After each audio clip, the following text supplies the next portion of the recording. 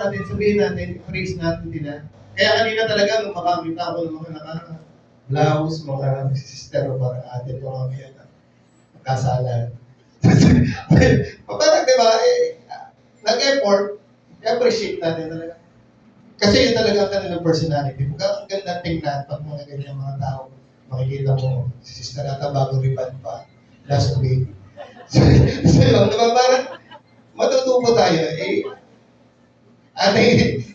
appreciate yung ating mga nakikita mga gandang bagay.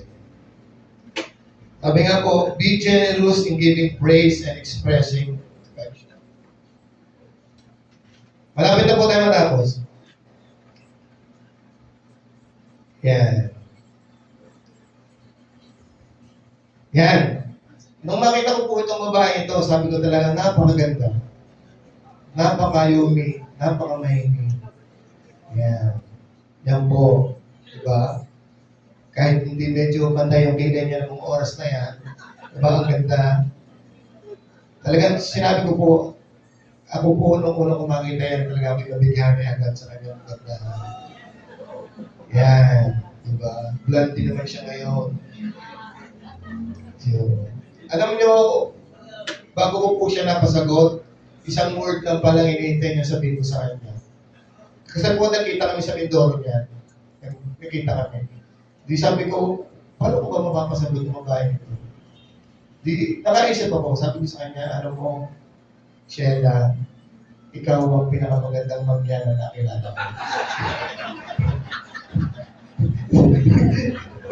Taga-sabi sa iyo, ng Mindoro mo, asawa mo.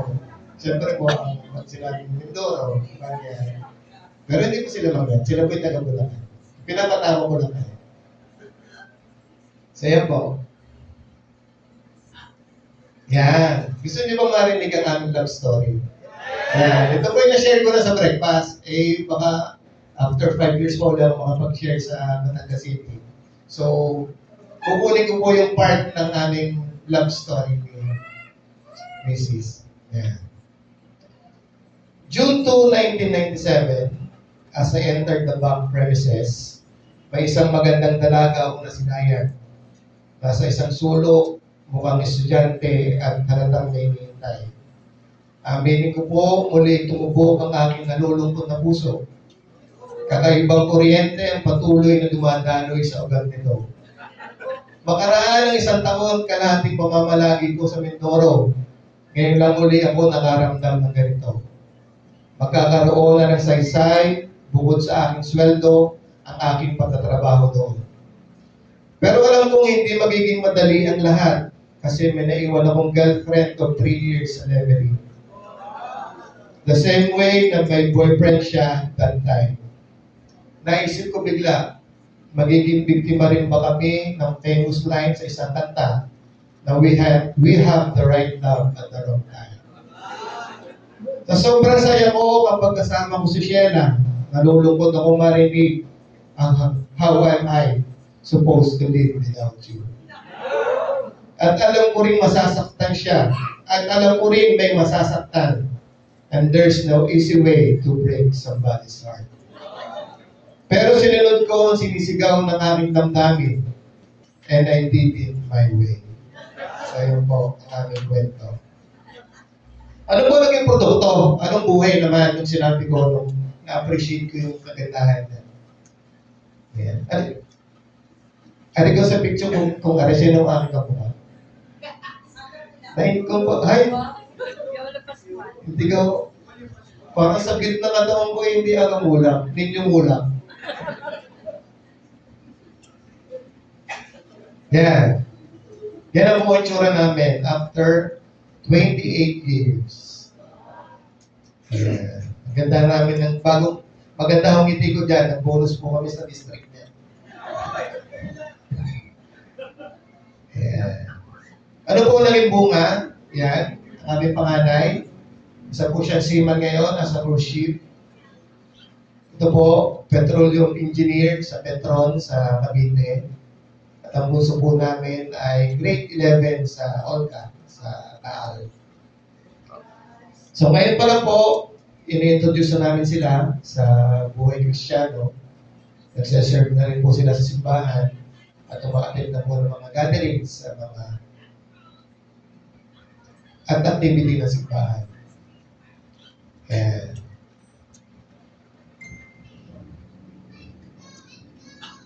Yan, sunod po tayo, correcting with weakness. Anong oras ko po din? Okay lang? Ako po gusto matapos na. Correction with weakness. Yan. Hindi ko na mabasa yun. Kailangan mahinahon siya sa pagtuwid ng sumasalungat sa kanya.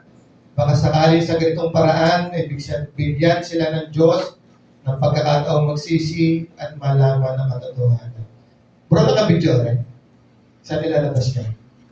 Nakapunta mo sa ABCBN. Sakto po.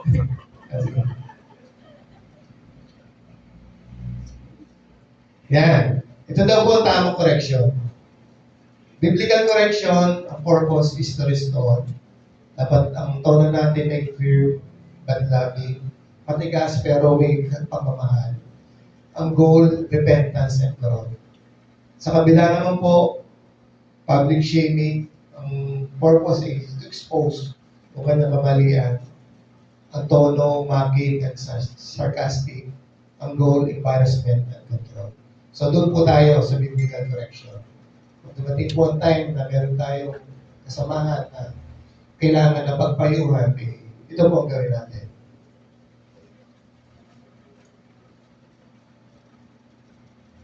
Communicating with faith and joy. Kawikaan 15:23.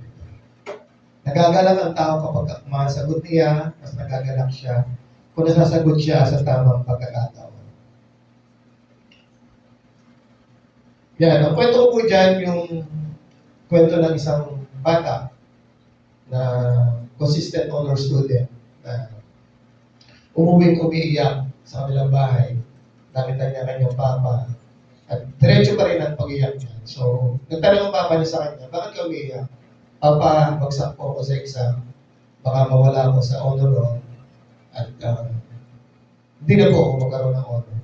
So, ano ginawa ng mama? Sa halip na pagalitan yung bata, mayapos niya yung bata. Sabi niya, hindi dahilan yun para mabawasan ang pagmamahal ko sa iyo. Naniniwala pa rin ako sa iyong kakayahan at alam ko makakabawi ka. So yung lungkot sa mukha at saka yung luha ng bata ay napalitan ng ngiti at saya. So ganun po tayo dapat. Lalo po sa panahon ngayon, maging po tayo. Napaka-sensitive po ng mga bata ngayon. Kunting sabi nyo lang talagang hindi, ewan ko po, pero talagang kailangan po natin ng extra care pa sa ating mga anak. Huwag po natin sila masyadong murahin or pagsabihan na hindi magaganda sa salita. Making peace. Pinagpapala mga taong nagtataguyod ng kapayapaan sapagkat itinuturing sila mga anak ng Diyos. Showing courtesy. Yan, mahalaga po ito. Respect their opinion. Yan, di ba ganda na pag-uusap ng dalawang ng mag-ama? Can I tell you what I think? Of course, I'm listening. Listen attentively when others are speaking. Yan, mahalaga din po, don't interrupt when someone is talking.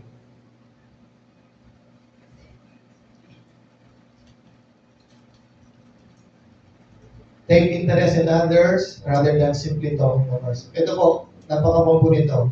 Alam niyo po ba yung mga bida-bida talaga meron po talaga sa isang grupo na yung akala nila ay sila lang talaga magaling. Sila lang ang may karapatang magsalita. So yun po, dapat matutuloy po tayo makinig sa mga sinasabi nila. As they say, a pleasant voice multiplies friends, a gracious tongue multiplies words. Yan, last part na po tayo. Glorious speech. We can also glorify God with our speech in many ways. Five of the most important of these are praising God. So dito po sa ating community, lagi po pag mag-start tayo ng ating activity, meron po tayo praising. So tinuturuan na po tayo sa First part pa lang, tinuturo na natin kung paano purihin ang ating Panginoon. Lagi natin naririnig, we glorify you, O Lord. We worship you, we exalt your name. You are the greatest, you are the great healer, the Lord of all Lord, the King of all kings. So sanayin na po natin na bigyan muna natin ng papuri sa ating Panginoon. Yan, thanking God. Thanksgiving is also an offering, a sacrifice. It is a grateful response to God's merciful concern for our lives. Yan po. Naalala ko lang po, gusto ko lang po magpasalamat. Maraming salamat po sa inyong pagdating. Good afternoon po. Thanking God, ano po, balikan ko po yung talk ko kanina. Meron lang ako narinig minsan sa radyo talaga. Ng isang magandang kanta ng gusto kong ialay kay Lord. Na talagang yun ang, parang yun ang naging istorya ng buhay ko, yung time na ako hindi ko alam kung saan ako pupunta. Parang ito yung gusto kong ipagpasalamat sa Kanya. At gusto ko pong i-request yung aming sharer kanina umaga, si Sister Judy. Pwede ka pong makanta ng lead na rin. Dala ko lang po hindi singer. Pare po, nandini po sa akin to.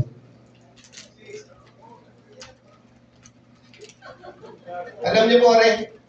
Alam niyo, Are?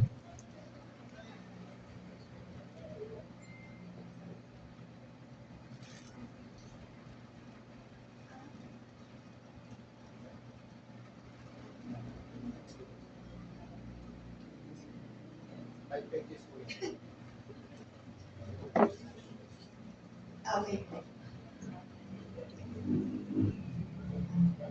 I was down. Basta lang yung pala. Wala akong boses. I was down and out and feeling so low. You took my hand and eased my mind. I was astray.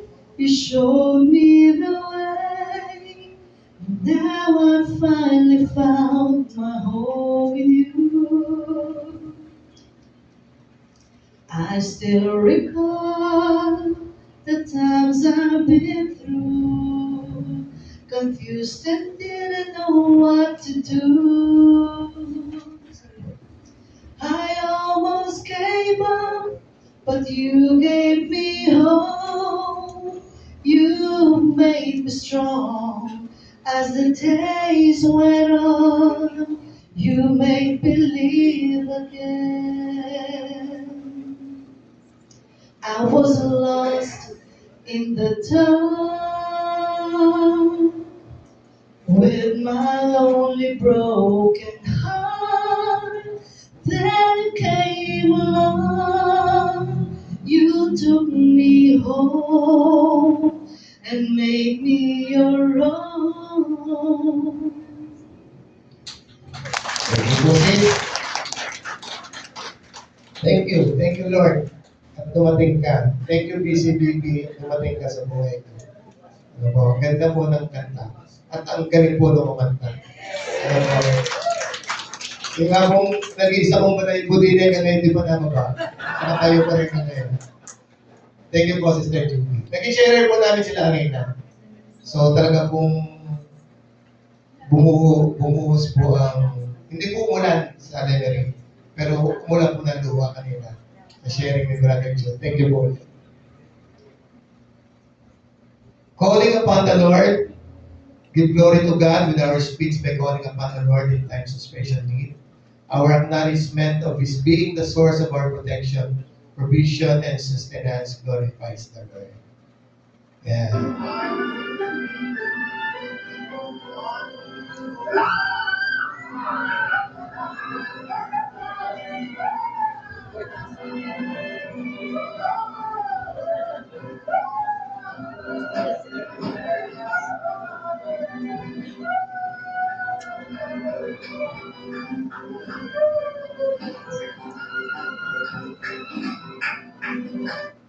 Yan. Nag-research po ako kung sino yung taong yan. Member po siya ng BCBP Batangas City Chapter. Kasi nakataki. Tapos, tinanong ko, bakit ang lakas na sigaw mo, bro? Di ba, ang lakas na sigaw nung hawak-hawak niya yung upuan? Kaya pa naman nakasigaw niya, may pako yung upuan. Kaya utas na pala sa nakasigaw. Kaya wala nakita tumawa si Sir ng gano'n, si Brother ng gano'n. So yun. Tapos sabi nga niya, after daw, yung unang sweldo niya, as abogado, bumili siya ng bagong upuan. Proclaiming God's glory to others. Yan. Other people are built up when we speak to them directly about the goodness and glory of our God. We honor God by proclaiming Him to others. Yan. Siguro nabasa niyo to. Sabi ng coach noong Spain men's national football team, without God, nothing in life makes sense. So parang nandun yung hard training, yung matagal na pinagpraktisan nila, nag-champion sila. Pero si Lord pa rin. Parang sinabi niya, kung wala si Lord, wala ang lahat ng ito. Kumbaga yung trophy, kumbaga yan lang ang kuwan mo, pero si Lord pa rin talaga. So napakalalim ng salita ito. Sino pong gusto mag-explain? Yan po. Confessing Jesus, final important way to glorify God with our speech is the confession of faith in Jesus Christ in the face of opposition and testing. The ultimate confession is martyrdom. Though not attain appearance, we should pray for the grace past this test if we are called into this. So yan, may iwanan pa akong tanong sa inyo. What about your speech? Would our Lord be pleased with your speech? At bago po ako magtapos, meron po akong isang iiwanan pa sa inyo na pangalan ng video. Dancing water is a tear, isang luha. Bakit? Because a tear is 1% water, but 99% feelings. Tandaan niyo po yan. Napakamahal ng luha dahil kahit na 1% lang yan ng tubig, mas karamihan siya ay naramdaman na lungkot at sakit. That is why the challenge is let us first think before we hurt somebody.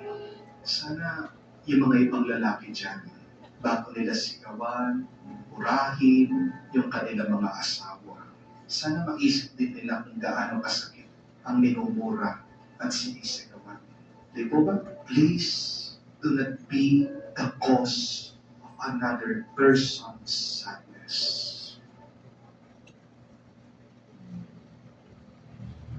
Share the love, share the greatness of our Lord. Don't bash what you hate, promote what you love. Thank you. God bless us all.